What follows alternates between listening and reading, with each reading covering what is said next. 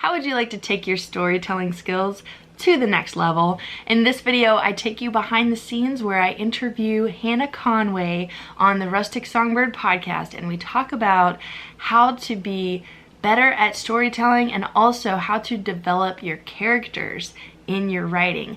And we talk about how this can apply to songwriters specifically, but I think storytelling is so fascinating, and this was such a fun conversation that I can't wait for you to listen in. I hope that you enjoy this episode of the Rustic Songbird Podcast, and I want to invite you to subscribe here on the channel for more videos like this coming soon. And also, you can check out rusticsongbird.com/podcast for the list of all the previous episodes. All right, let's jump into today's show. Real quick, I wanted to let you know about a free challenge for songwriters to build your confidence and to help you show up at your best, because perfection, it's overrated. I want to invite you into this free 4-day challenge where I share my best tips for showing up and getting started putting your songs out there. And this is a great challenge for anyone who's wanting to get started putting your songs out there, even if you shy away from playing your songs for anyone or you just don't know how to go about it. We cover all of that and more in the free 4-day challenge, and I want to invite you to be a part of it, to build your confidence and to start putting your music out into the world. To join this free challenge, go to rusticsongbird.com/challenge. That's rusticsongbird.com/challenge. I hope you take me up on it, and I'll see you inside. My guest on the show today is Hannah Conway. She is an author, and we're going to be talking today about character development, developing your storytelling skills as a writer. And I thought this would be a great chance to bring her in and talk about storytelling because it applies to songwriting as well, but it's also a very unique perspective. So Hannah, welcome to the show. Hey, thank you so much for having me on. I'm excited. Well, I'm excited to have you here, and I've had this idea for a while, so I'm glad that it finally came together. Yes. But me and Hannah have known each other for several years. We've worked together at the Kentucky Christian Writers Conference, and she was helping organize that. I was leading worship, and I've led breakout sessions there, and we've talked about writing, and I've sat in on some of Hannah's workshops, and I thought, wow, this is such good information that I can see how it would apply in the music industry and with songwriters who are trying to develop their skills at writing and convey emotions through their songs and be able to storytell. And so that's what we're going to talk about today. And first, Hannah, I would love for you to introduce your story of how you became a writer and some of the things that happened to pick the genre that you're in and why it's so important to you to be able to share those stories. Oh gosh, yes, absolutely. I literally, like many writers that I come in contact with, we will say, "Oh, I've always written stories," and that's true. Like since I was in first grade, I remember writing stories and making up stories. And life happens, and you put those stories away, those dreams away. And I guess I was married. My husband was in the Army, and he was an infantry soldier, and so he was deployed a lot, fighting the war in Iraq and Afghanistan. And so my prayers, I had written them down into a journal, and these prayers became journal entries, and these journal entries became thoughts and ideas and dreams and plans. And so God was like, "You remember how you used to write stories? Like, here, I'm going to give you something to write." And so really my prayer journal ended up becoming the inspiration for my first novel, The Wounded Warrior's Wife. And I used these life experiences to create a novel in order to help other women who have been going through maybe difficult situations. So that's how that started. And I didn't even know where do you go to publish a book? Like, how do you even start that? I had a million questions, and I figured what I could start doing was reading and reviewing books. And that's what I did. I would, I can't remember the site now, but they would send me free books if I promised to review them. And that's what I did. And I found this author, her name's Joanne Bischoff, amazing, wonderful woman, highly recommend to her. And she was a new author, debut. And I figured, I wonder since she's new, if she would be willing to talk to me and answer some questions. And she was. I just shot her a message one day. I think it was on Facebook, which was, probably kind of creepy for her. But I just said, hey, I loved your book. I reviewed it. And I just had some questions about the author world. And her advice to me was, continue to read and to go to writer conferences, because that's where the agents and editors are at. It's like college for writers. They're going to give you their time. They're going to give you their insight, their tips, and they're going to train you. And that was where it happened. I guess 2008, 9-ish. I had started writing 2010. I finished the book, and then it went through, oh my gosh, I had so much to learn. In 2012, we started to edit it really, really deep and learn the craft of writing better. And finally in 2014, it was picked up by Lydia Walker Press and published. And so it was this long journey and this long learning curve. And it is very rare for a writer to write a book first time, get picked up, and they have a movie from their book or something. It's this long process that's fun and wonderful. It's a mission field, and I just get geeky over it. Well, tell me a little bit about your book. It was inspired by your life as an Army wife and sharing that. And so the genre is actually Christian romance. It is. It's correct? Christian romance, contemporary romance with a military flair.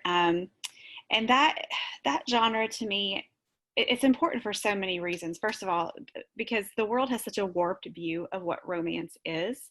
And God has a very different viewpoint of what romance is. And so to be able to take something that God has created, love and marriage and relationships, and to be able to prayerfully, hopefully I'm reflecting, at least a part of his vision for that is an honor.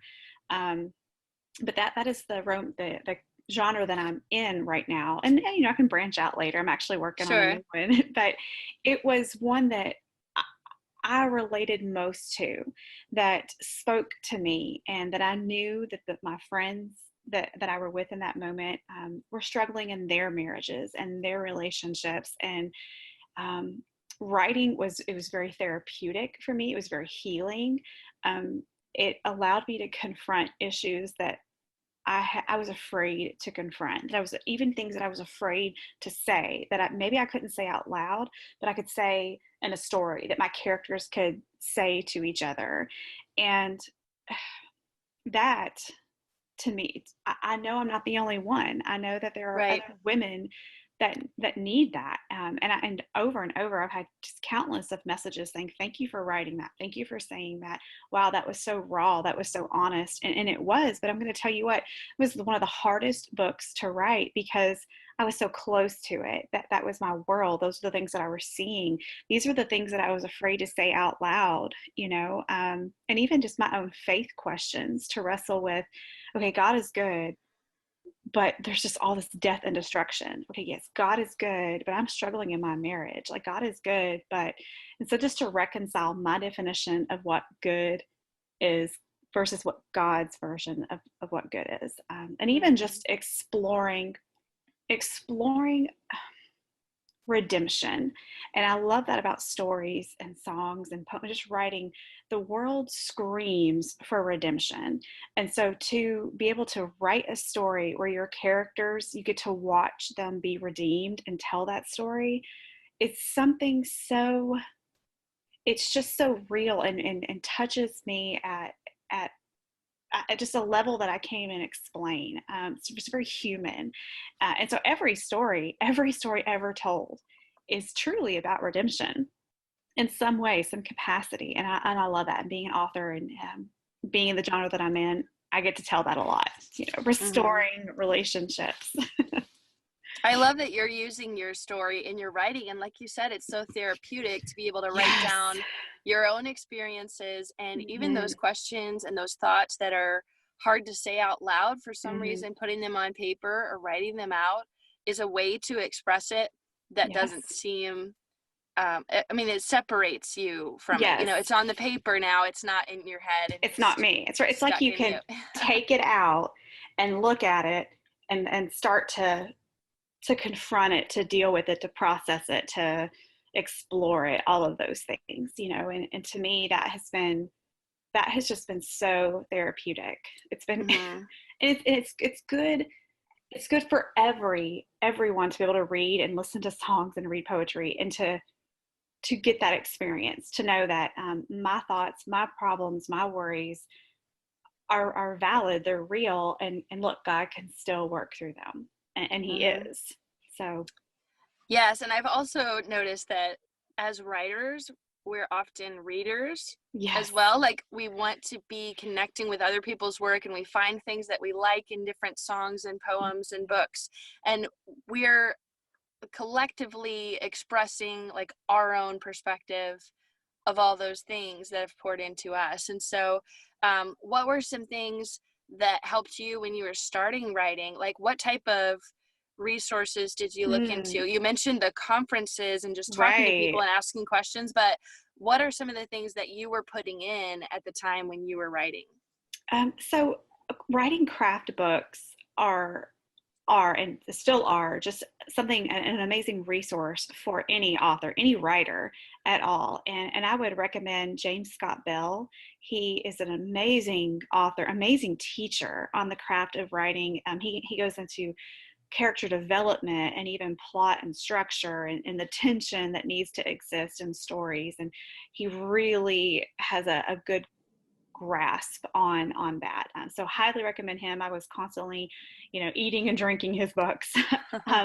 Susan May Warren, who I love this woman. I've actually been able to meet her a few times and just, fangirled everywhere. But she's an amazing author, but she's an incredible teacher. And so she has several books on the craft of writing, and does one that I follow. It's called The Story Equation. And she basically breaks down elements of story and plot, and even your character, things that they need to have, and just helps you to sort out your story. So definitely recommend her.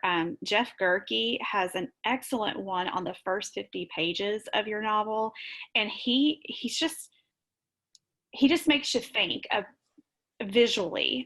He does a lot of, like, let's look at movies and how movies are telling story, and how does that translate into the writing world. And he had some great feedback there. So those are three that I can think off the top of my head that I absolutely love. One of the things that I work to do is to give my readers an experience. I don't want to just tell them something that happened. I want to show them with my words. And so a lot of that comes with what are physical things that I can do that are expressing my emotions. So I'm not going to say that I'm angry. I'm going to clench my fist and put my hands on my hip and move my head, and maybe my forehead crinkles a bit. So I'm going to show the readers that and give them an experience. And that actually there's some brain chemistry science there. When you give people an experience, they're connected. They hook. There's something that's actually done in their brain, which is, we call it hacking their brain. But Disney does it. They're experts at it. They hook you in, and we can do that as readers and writers specifically, and in order to give our readers an experience. So Yes. I've heard people say that they might not remember what you say or how you say it, but they will remember how you made them feel. Yes, absolutely, all day long. And so if you can give your reader or your listener that feeling, whatever it is, and they may not be able to express it, it's just, it gripped me, it got to me, it spoke to me, it moved me, it shook me, whatever, then you've done your job. You've done well. So those are resources that you can get right now that I would recommend. What else to help? I do read a lot. I watch movies. I study movies to see where kind of plot lines fall, and how they are, tying in different, if it's an analogy or a, foreshadowing, like what are they tying in, and how can I apply that? So I do study movies. I read a lot. I read different genres. Yes, I write contemporary women's, romance, but I read very broad, just because I feel that I need that. It makes me better. Mm-hmm. Yeah. Yeah. So what kind of questions do you ask when you're developing a character? Do you have Oh, like a list of things that you yes. go through, like envisioning who this person is, what they're all about? How do you get that context for your character? Okay, so I'm so glad that you're a creative person, because talking to people who are not, it's a little weird. Well, I mean, we're weird in the same way here. We are both Yes, nerding out about, yes. the craft, The and craft it's of writing. it's so That's good to be right. intentional, and part of that Yes. is asking questions. So what are Yeah. those questions that you So ask when you're developing that character? for me, because there are two types of writers that, and I'm sure there's several, but the two main ones. There are some that are plot driven and some that are character driven. And I tend to be a plot person, where this a story idea comes to me and not necessarily the person. So for me, like, I'll have the story idea pop in, and then I'm like, okay, well, who are the people? Who, I don't know who these people are. And so that this is when I pray. I do. Like, I will sit and I sit at my computer with God, and I'm like, I have the story, you've given it to me. I need you to help me create it. Who are these people? And I truly, he will give me glimpses of who they are, or something will just kind of pop in my head. I'll start just asking those questions. And then I go to the story equation from Susan May Warren, where she actually has this excellent format where you pull out, you create your character. And she says that every character needs a dark moment. And so she starts with her character and she talks to them. So I'm like, all right, if Susie May Warren is doing it, I'm doing it. All right, I'm doing this. And it's very much like, all right, tell me about yourself. And you just listen. Tell me about something from your childhood, and whatever is coming, the stream of consciousness, you start to write it down. Tell me about something that upset you in your childhood. Tell me about something that was so much fun. Tell me about things that you enjoy, and then that's how you build it. But your character needs a dark moment, one thing that happened in their life, and it doesn't have to be huge. Just something that is going to shape the decisions that they make in life and for the rest of the book, essentially. It's why they are the way they are. And they'll need a wound and a lie that they believe. And it's nothing, it doesn't have to be anything too heavy, but we all believe lies about yourself. So one of the things that I did, I asked God, what is a lie that I believe about myself? And is there good character? Could I maybe be a character? Like, what does that look like? And what is a lie that I believe about myself? And what is the truth? And so the lie that I believed about myself was that I always have to be giving and helping others. And I'm like, well, why? Well, in order to be loved and accepted and liked. And that to me Mm. was a very difficult to even admit, I'm like, I believe that lie. Why do I believe that? That's crazy. And God's like, I don't know, let's write about it.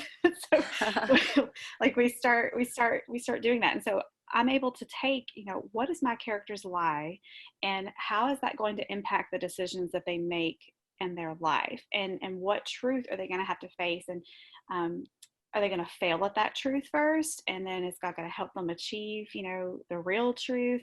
One of the things that Susie May Warren had talked about is how the Enneagram helps her with that. And very much so now, like, I'll be able to look at my characters, like the ones that I'm working on now.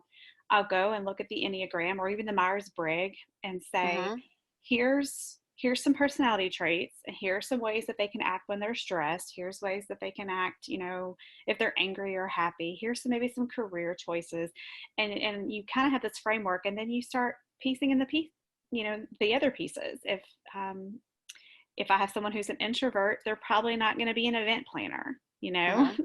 but that could be a great source of tension, where all of a sudden her best friend is sick and who's an event planner. And now this introvert has to plan this massive event, right? So you've added some Yeah. conflict there. So you get to know your characters. They need a wound, they need a lie, they need a dark moment, like we all have.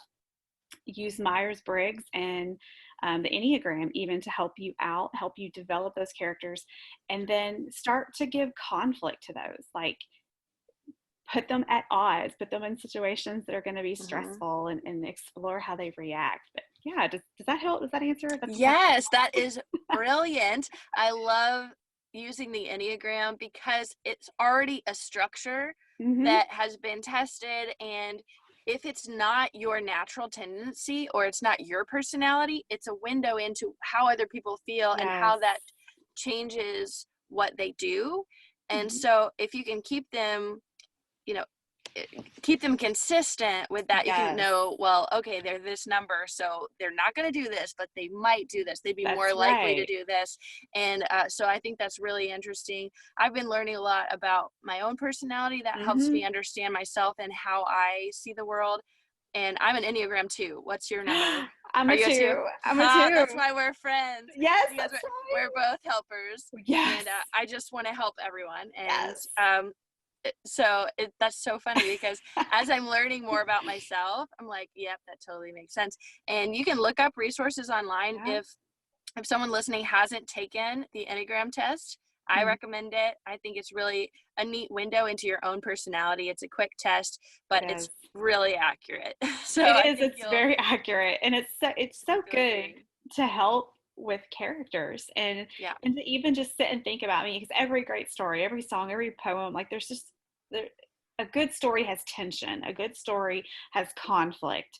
And so when you're able to see something kind of already structured out and think, oh, this would really bring some interesting conflict here, especially for this person and their personality, and it's I have a good time with it. That is so cool. I love that we're talking about developing your characters like based on their personalities, because it makes it more real. And like you as a writer can think, okay, well, this is this character, and you can kind of separate your characters into you know, the types of things that they would do, and that just gives you more structure than guessing and just trying to make everything up. Like it gives you a place to start, and it makes it real. Like if you've ever read a story and you're like, ah, that character wouldn't have done that, you know, this doesn't make sense for them. That's typically because the author is trying to force their plot, force the storyline instead of being true to the character. And so as a person, that's happened in songs too.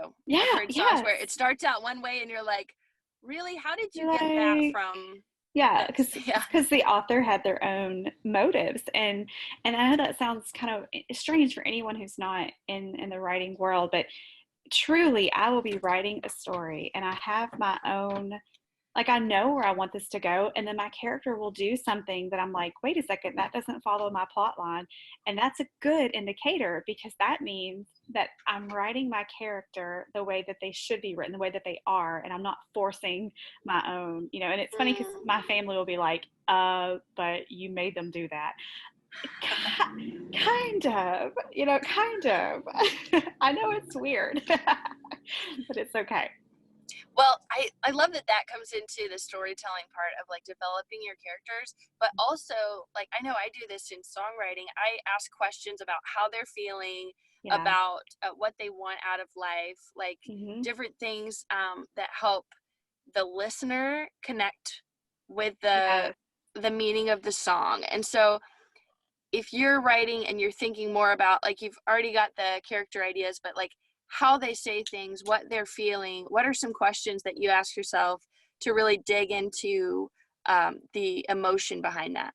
Well, definitely, like I said, the story equation helps from Susan May Warren, because you want your characters to want something. So I'll ask questions like, what is it that you want? Like, what is it you want right now? What is it, whether it's, you know, whether they're hungry and they want a burger, you know, what is it? What do they want? What do they want right now? What is something they want out of life? What goals are they working on? And you'll see that play out. Like The Wizard of Oz is a movie that I have studied to help me learn how to write. And you see Dorothy actually singing songs about something that she wants. She's wanting to go and live in somewhere over the rainbow. And Disney does this. If you watch, they actually have people singing about their goals. And as a writer, you want to state that. What is it that your character is working toward? And whether the reader realizes it or not, they're wanting to know too. Like, does Dorothy get over the rainbow? Does your character achieve their dream? And you need to end it with, if they don't achieve their dream, then it's something that they're okay with, that the character is okay with. It's something that is maybe better than they expected, or maybe it's not what they wanted, but they're okay. And the reader needs to know that. But yeah, so I ask, like, what is it you want? What are your goals? What are you doing to achieve those goals? And as you're writing, those things come out. You'll see, like the character that I'm working on now is a high school boy, and he's got friends, and he has these goals, to play football and to be a star. However, some weird stuff is happening in his family's life that has kept him from achieving these goals. But you can see in the back of his mind, he's still thinking, how can I get back to that? How can I get back to that? And so it plays out with what you write. Yes, I think that intention is so important, of just knowing where you're going, what that direction is, and also like simplifying down to one thing. And so you're not scattered and putting too many things in one story. That's right. And what's interesting is one of the things that I ask that the character doesn't know quite yet, but will discover. When I say, what is it that you want? It's what they think they want versus what they really want down deep. And so even though my character right now that I'm working on thinks, football and to be this, awesome athlete is what he wants. What he really wants is to be accepted. He felt alone, right? He's just felt alone for so many years, being a military family and just, the struggles that he's gone through. But that's what he's actually looking for. He doesn't know that yet. I know it, and I'll help him discover that, eventually. So yeah, right. What the surface level, but down deep, there's always a bigger want. Oh, that's so good. That applies on so many levels, because I love wordplay in that if you have like double meanings, or you say things in one way, but then if you say it a different way, it means something else. Yes. And so there's a lot of things you can do. Like you mentioned, writing lyrics is poetry. And so you're wanting to also have that artistic, creative thing where it's like underlying, where it might be double meanings, or it might be like inner rhymes and things that you can intentionally put in there that bring it to a deeper level. Like you might start out with one thing and it seems kind of surface level, but then you add that deeper meaning and it's like, there's more to the story. That's right. And songs, to me, songs are so, I've always loved music. My brother's a worship pastor. I'm constantly singing. Like music is it's just a thing for us. And when I'm writing, I actually build a playlist of songs that I feel represent what I'm writing. And sometimes I'll share them with my readers. And sometimes it's just for me, these songs that spoke to me or meant something to me that connect with this book. I love that. So yeah, it's songs and writing. It's all there. It's so good that you make a playlist, like things that you can be putting in and have your own idea of, like the mood you want to be in, what you're intentionally listening to. I also love that you share it with your audience. Like send it out to your newsletter and say, here's the playlist that inspired my writing during this time. Or this is what I'm listening to right now, because you're sharing like more of the behind the scenes and the creation process. And I also love this in music production as well, because I've collected songs on a playlist that I like the style. I like the singing or the production, and it's kind of like a collection of I like this and this and this little pieces of things. Right. And then when we're making a new song, we're creating something different and like using those as inspiration. Yes, absolutely. It's oh gosh, all day long. That makes me happy. So good. I've talked before on this show about storytelling, and we've talked about having a beginning, a middle, and an end. And having that structure kind of in place as you're building your process, and you're making sure you know what direction you're going. So could you speak to that a little bit about how do you structure out your beginning, middle, and end? Absolutely. So with writing, you have that 3-act structure, and people have tried to write stories without it in place, and it doesn't happen.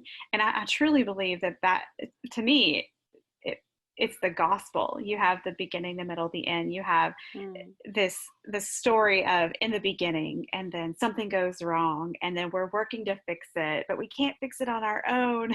Something has to come in and help, and then there's redemption. And so really the 3-act structure is the gospel, and it's everywhere. It's in songs, it's in poetry, it's in movies, it's in every story ever told. Like, Wow, that gives me chills. I've oh, got I know chills right it. now. I know it. Like, love it. And so I I used to just make my plans linear. Like, I would do beginning, middle, end, and now I make them in a W. Several years Mm. ago, I think it was Liz Curtis Higgs, a wonderful woman, wonderful godly woman, I heard speak, and she said that the 3-act structure is like a W, where you have the beginning and the inciting incident where something happens that you cannot come back from, but your character is trying so hard to get back to where they were, and they make it to the top, and they think things are going to be okay. They finally kind of got their act together, and then bam, all hope is lost. There's this very dark night of the soul, this moment that is just, so awful, that you don't think there's going to be any coming back from it. And then here comes God and Jesus, and he makes a way. And then so there's this redemption. So when I'm plotting now, I really put this W down, and I say, okay, how am I starting this? How am I opening my scene to give you a glimpse of what my character's life is like before, all Hades breaks loose. So I Yeah. kind of give you this short glimpse, and then I put my next point in place. Like, what's going to happen to change, what's the inciting incident? What's going to change the character's world that they can't go back to normal? And then along the way, I'm going to have my character try to get back to normal. So typically they try and fail like 3 times. You see them, making efforts to fix things. And then I put that top point of when you think, is this the climax? Is everything okay? Like, is it going to work out? What's that battle scene? And then you have to have that dark moment where you think all hope is lost. And then what is the end of my story look like? What is the redemption? What is the new normal look like? And so those are the points that I put in place and that I imagine ahead of time. And the rest it's truly like, all right, let's try to fill in these blanks together, God. Like, help me Mm-hmm. create now. Let's let that imagination go. And it's funny because when I was a little girl, I used to write that way. I would just let my imagination go and kind of have an idea and then go with it. But when I first started writing novels, I had to have every detail in place before I could even begin. And God revealed to me, actually not too long ago, that was me interrupting the creative process. That was me Mm. trying to control a gift that, he's given. And I was Yeah. like, oh my gosh. So really now it is, I just put those basic plot points. Do I have my W in place? All right, let's sit down and do this. Mm-hmm. And I'll have a I love notebook. that. Yeah, I'll just kind of write stuff in my little notebook that's designated for that book. And Mm-hmm. there we go. And so the last 2 books that I've written have been that way. And it has been a great experience, quite a journey. Yeah, and I'm sure that people that are listening, I mean, as creative people, we are talking about songwriting on this podcast, but when you're a writer, you might be writing poetry, you might be writing books, you might be writing short stories, you might be writing Mm-hmm. blog posts. And so this applies to so many things. And I love that you shared that W strategy, because that's a really good imagery Mm-hmm. to be thinking about the highs and lows and have something to work with, like having that Right. structure in place, and then you're being creative and spontaneous through that structure, and it's a That's beautiful right. It mix. is. It's a nice marriage. Yes, I love that. Well, thank you Right. for sharing some about the You're storytelling and welcome. the creative process. It's so fascinating to me how other people work, and how everything's connected, Yeah. and like the process of writing it is so personal. And so the fact that Mm-hmm. you were able to share your own story, your own struggles through that to Yeah. help someone else is what it's all about, It of is. It using our is. gifts to help other people, especially That's as a two. right. Yeah, I know, right? Like, I'm like, oh, I get to, this is, Get to and what help it, people. yeah, and sometimes I don't even know it, which is even cooler. Like, there's Yeah. some people that had picked up my book in South Africa and had gotten a message from them about a year ago, and I was like, oh my gosh, like, I've helped someone in South Africa. like as a two, that Yeah, feels really good. But just amazing. writers, I love that writers, we leave pieces of ourselves whatever that we write, whether we mean to or whether we don't. It just comes out. One of Mm-hmm. the things that I wrote the other day, it just hit me, and my character, who's just struggling with all these things right now in life, and he's lost his father, and um, he meets this guy, and this guy is trying to help him out, and this kid's like, I don't know how to, how can I trust you? I don't know you. And the kid says, you don't, or the guy says to the kid, he says, you don't have to understand in order to trust. And that, like, it was, Mm, it came from so this, good. yeah, it came from this story, these characters, but it like smacked me in the face with this truth of, I don't have to understand in order to trust God. And especially in the situation that we're in right now with, the Yeah. virus and everything. And to have a story, a made up story with these made up people, to speak a grain of truth to like it was, I was like, thank you, God, for this gift of Yeah. writing and for these gift of words and the truth that seeps, from them. Mm-hmm. Yeah, It is good such stuff. a gift, and to be able to use our writing to convey the truth and to share it in a new Yes. way. And Mm-hmm. I think we reflect God as creative people because he's creative and he's Yes. made us to create. Yeah. And so when we're doing that, we're bringing glory to him. Mm-hmm. And that's such a beautiful thing. I love that no two people are alike. No That's two right. songs are going to be exactly the same. And so I believe that everybody has a voice and a message to share, and that Mm-hmm. now is the most important time ever to be Oh, sharing it because we have the internet. We can yes. put it out there by ourselves, like whether people Yes. are publishing their own music or just putting it out on YouTube or on their Facebook and just sharing what Mm-hmm. they're writing. I think people need something real, especially Mm-hmm. right now. They want something that they can connect to. And it seems like people are tired of like the perfection and That's like they're right. tired of the highlight reels and just seeing the good things. Like people want the real and the They raw, want the raw. honest, and they Mm-hmm. want the truth. Yeah, And they so want to if we're see the able to share struggle. that from Yeah, our perspective, it's going to help other people. It's it going to is. inspire other people.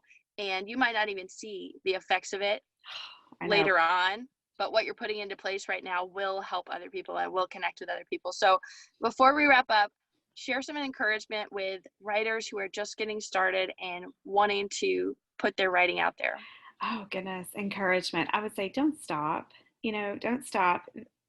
I, typically the writers that I'll talk to, like, they're excited because they think they're gonna, make millions or, replace an income, and understand that could happen, but it's typically not the norm. And writing is for me, it's a part-time income. I would love to be able to build that up eventually, and that comes with more books, and that takes a while to write.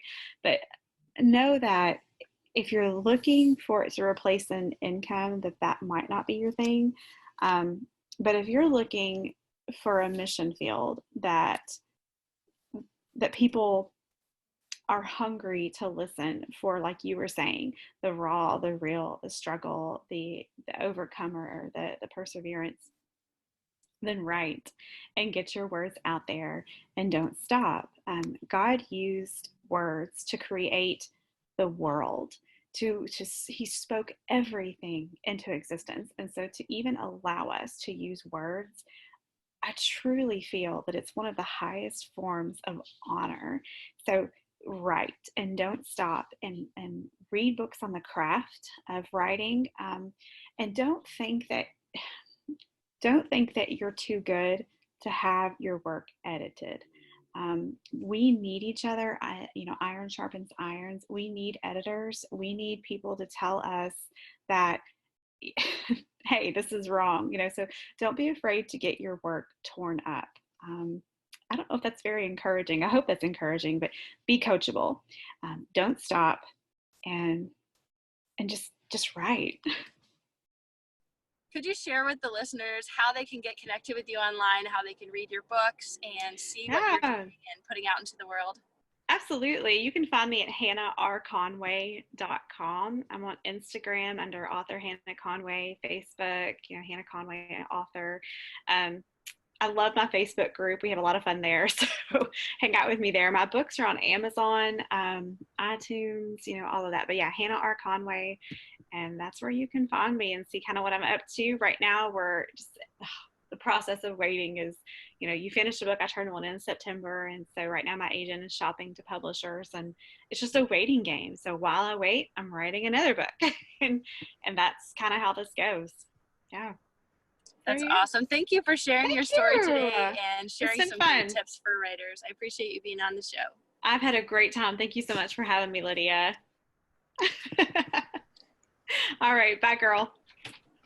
Thanks so much for watching this video and checking out the Rustic Songbird podcast. I want to invite you to subscribe to this channel for even more videos coming very soon. And you can check out all of the previous podcasts at rusticsongbird.com/podcast. Also, remember you can join my free challenge for songwriters to build your confidence and start putting your music out there. To join that free 4-day challenge, go to rusticsongbird.com/challenge.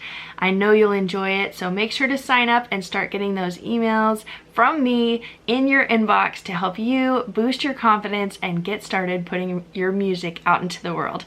I can't wait to see you in the next video. Make sure to hit that like button, subscribe, and I'll see you in the next one.